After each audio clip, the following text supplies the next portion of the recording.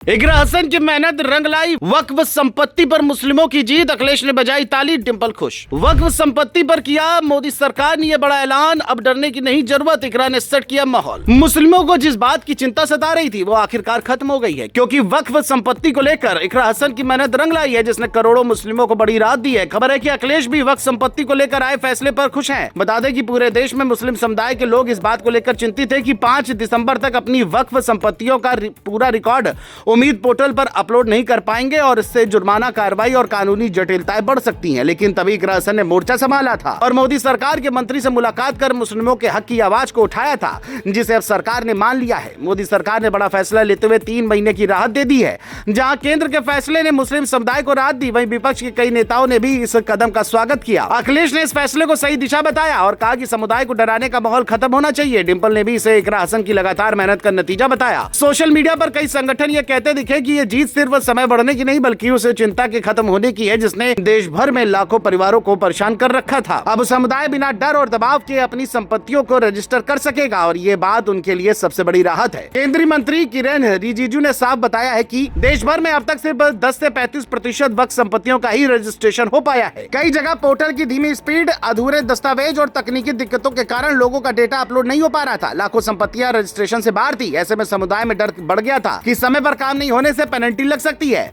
रिजिजू ने कहा कि सुप्रीम कोर्ट की वजह से समय सीमा सीधे बढ़ाना संभव नहीं था, लेकिन 3 महीने तक किसी पर कोई कठोर कार्रवाई नहीं होगी, ना कोई जुर्माना लगेगा, ना कोई पेनल्टी। सरकार ने बताया कि अब तक देश भर में 1,51,000 से ज्यादा वक्फ संपत्तियां रजिस्टर हो चुकी हैं। पंजाब, जम्मू कश्मीर और कुछ अन्य राज्यों ने भी अच्छे नंबर दर्ज किए, लेकिन यूपी, बिहार, राजस्थान, महाराष्ट्र जैसे बड़े राज्यों में प्रक्रिया अत्यंत धीमी रही। कई राज्यों में ना जागरूकता चलाई, ना बोर्डों को सही मदद दी। यही कारण था कि लाखों संपत्तियां रजिस्ट्रेशन से बाहर रह गई। रिजिजू ने सीधा संदेश दिया कि अब राज्य सरकारें अपनी जिम्मेदारी निभाएं और पोर्टल पर संपत्तियों का पूरा रिकॉर्ड पारदर्शी तरीके से अपलोड करवाएं। ये पहली बार देखा गया कि एक युवा सांसद की लगातार आवाज पूरे देश की चिंता बन गई। इकरा हसन लगातार कहती रही कि ये मुद्दा राजनीति का नहीं बल्कि समुदाय की सुरक्षा का है। उन्होंने राज्य सरकारों, केंद्र और वक्फ बोर्डों से कई दौर की बातें की। यही वजह है कि उनकी अपील सोशल मीडिया से निकलकर सड़कों तक पहुंची। अब ये साफ है कि उनकी आवाज को अनदेखा नहीं किया जा सकता। विपक्ष भी यही मान रहा है कि इकरा की दृढ़ता और शांत रणनीति ने माहौल बदलने में बड़ी भूमिका निभाई। उन्होंने किसी पर हमला नहीं किया बल्कि समाधान की